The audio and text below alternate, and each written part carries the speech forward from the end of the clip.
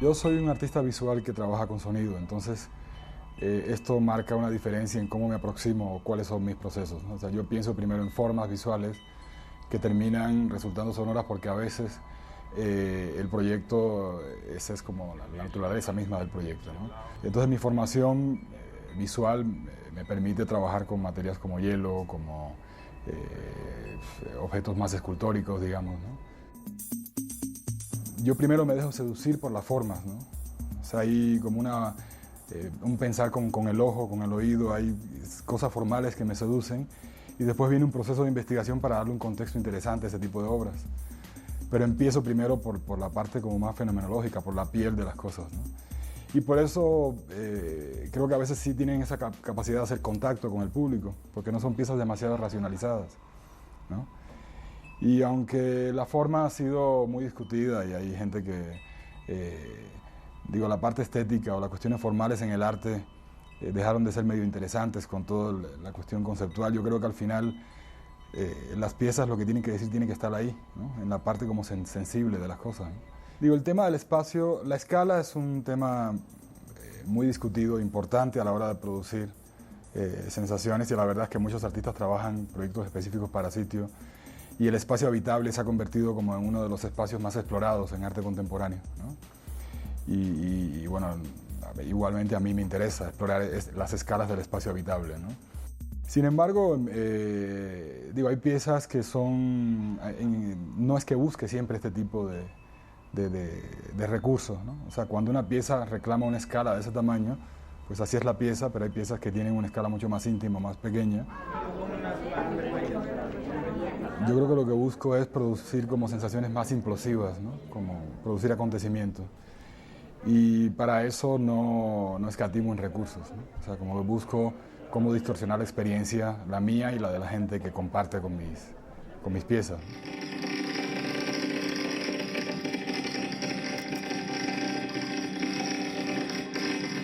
Y en esta búsqueda los recursos no son, a veces el sonido es el que me ayuda, pero a veces, por ejemplo, en el caso de la pieza de la intervención, creo que la magnitud de la pieza, el hecho de que estés interviniendo toda la casa, ayuda a producir acontecimientos, ¿no?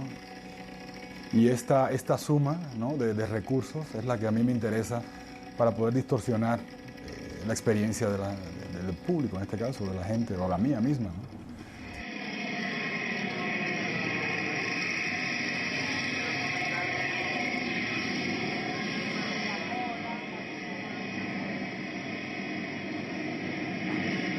Me gusta estar tocando cosas que tienen que ver con el cotidiano. Todos tienen un celular y al final la distorsión de cómo sienten las distancias cuando pueden llamar a Monterrey o a Veracruz o a Estados Unidos, ya la perciben de otra manera, como la percibían nuestros abuelos, ¿no? De manera que todos estos objetos técnicos señalan realmente lo que es el cotidiano. Y a mí me interesa estar en ese lugar, digamos.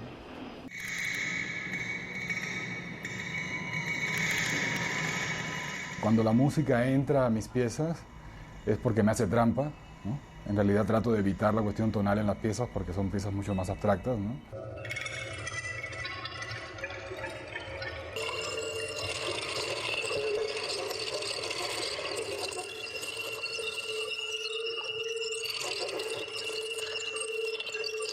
Y bueno, es inevitable la cultura, la formación que uno tiene, ¿no? Y entonces a veces los lugares de confort, el lugar de la música siempre te busca, ¿no? Entonces, aunque estás explorando con el sonido en su sentido mucho más abstracto, pues muchas veces entra, pero no me considero, o sea, no busco la música, de hecho, más bien levito, ¿no?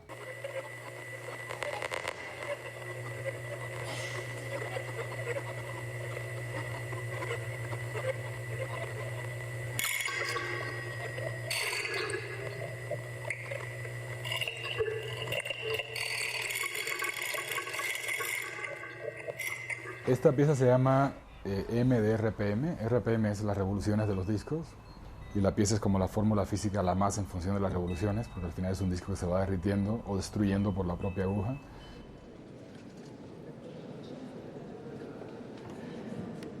La verdad es que en una de estas preguntas poco absurdas que me hago para buscar ideas para mis piezas, me hice la pregunta si era posible transferir información al hielo, que es una especie de pretensión utópica, absurda, ¿no? Y en esa misma línea de transferir información me pregunté, bueno, si podía transferir sonido al hielo.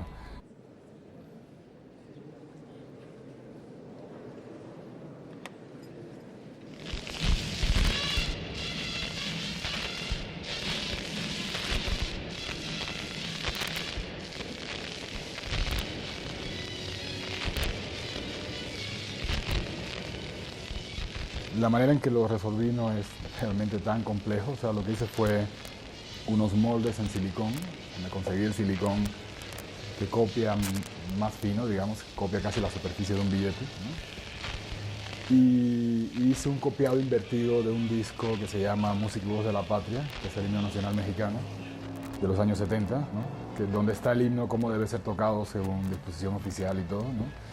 Que probablemente en términos sonoros sea como lo más estable. O sea, me interesaba el contrapunto entre un diseño sonoro que está hecho para existir probablemente durante cientos de años, puesto en un soporte que tiene un carácter volátil tan agresivo como el hielo, ¿no?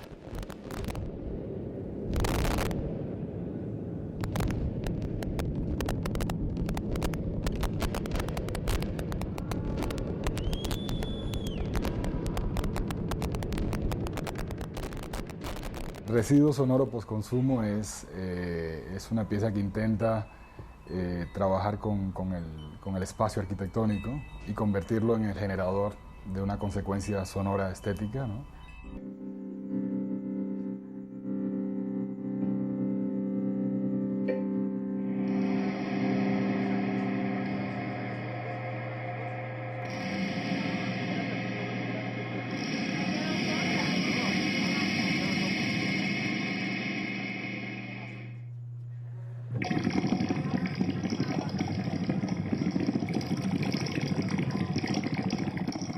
Lo que hago yo es hacer consumir más o menos un espacio o el propio hábito natural de uso del espacio, como en una variante que tengo de la pieza, ¿no? Hecha con familias viviendo su casa tal cual, ¿no? Lo que hice fue modificar el medidor de luz, que es de luz y fuerza, que tiene un disco, de manera que ves que este disco se mueve a mayor o menor velocidad en función del consumo de la casa.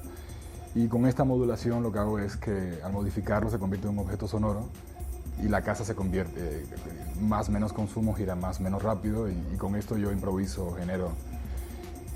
Y luego hay algunos procesos digitales para hacer más complejo el sonido que sale del disco, digamos, ¿no? Pero básicamente es articular, acoplar arquitectura con sonido, es un poco la esencia de la pieza, ¿no? Consumo de espacio arquitectónico con sonido, ¿no? Aunque creo poco en el activismo, o sea, creo poco en la capacidad de cambio desde el arte, creo más en el arte del señalador y con eso me conformo, ¿no? Me interesa cómo señalar cosas que a veces me parecen dignas de ser platicadas, digamos, y si por 2 minutos puedo hacer que alguien lo platique gracias a que vio una pieza mía, con eso ya me siento más que... entonces son piezas que son políticas, sin embargo no entran dentro del ámbito del activismo político, porque a mí, digo, después de 20 y tantos años en Cuba, mi percepción sobre la política es bastante particular, digamos, ¿no? Pero en el fondo sí me interesa el oficio del señalador, ¿no? Como persona que es capaz de discutir asuntos que nos competen a todos o que pueden en determinado momento hablar de la densidad de las cosas.